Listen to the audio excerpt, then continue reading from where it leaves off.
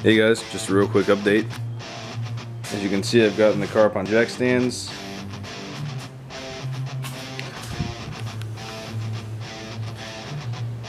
Looking pretty good. Next I'm going to start working on the suspension. I'm going to do one side at a time. Now I've got all new upper lower control arms. I don't have a new strut. I don't have a new anti-roll bar. I do have the bushings for all that though.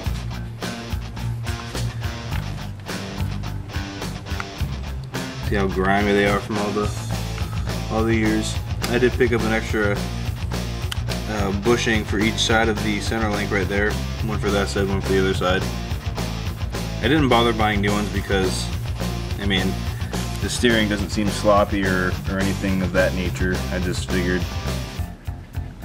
some new bushings, maybe a grease fitting or two, then we'd be ready to go. I have my seam sealer all set. There used to be a big hole right there. And then, I know it's not the cleanest looking job, but whatever. It's gonna be under a fender and painted over, so.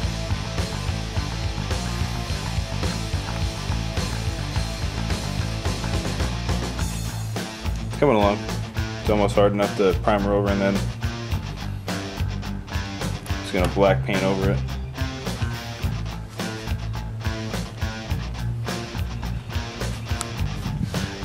Holy shit, look at that. My air filter came in the mail. Does that look beautiful or what? Now I know that it's only a 2-barrel under there, but that's just a list of stuff I'm gonna do to this thing. I mean, for a little 289 like this, I don't think a 4-barrel really makes a whole lot of a difference. I know on the spec sheet for back in the day, it was only about 20 horsepower difference from the 2 to the 4-barrel. But what I would really like to do is get a posi differential for this thing, along with maybe some shorter gears. I think that'd be a way better modification than 4-barrel intake, even though differential, a whole third member costs about 1,200 bucks. I'm not really too familiar on how any of that stuff works. As far as the pinion and the other gear goes.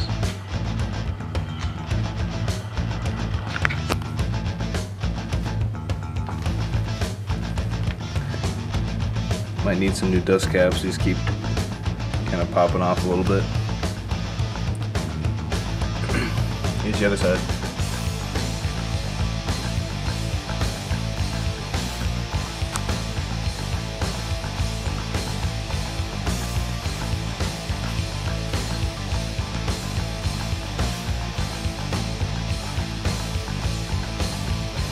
Just coming right along. I went ahead and painted the bottom of the front radiator support. I think I've decided not to paint over the red. I kind of like it there. It's like a little history of the car. The person before me had it painted over and whatnot. I'm not really gonna repaint this anytime soon because the paint's not that terrible. Suppose if the paint's not bad, then I don't have to worry about beating on her. Because I want her to be a fun car, you know, not like a showroom car. Because people are going to look anyway. I mean, whether it's all primered and sanded down or has a brand new paint job. The one thing I really like about this car is this roof rack. Or not roof rack, but luggage rack. I don't really see them on too many cars, and I'm assuming that was like a dealer add-on or something like that, because I cannot find any pictures of this style roof rack anywhere on Google.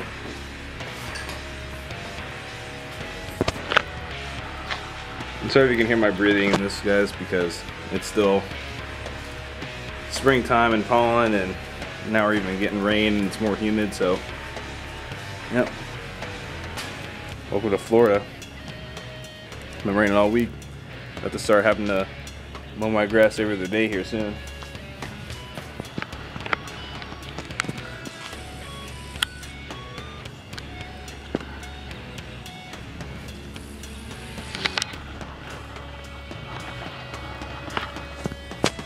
One thing I'm not too happy about is when I bought this brake line.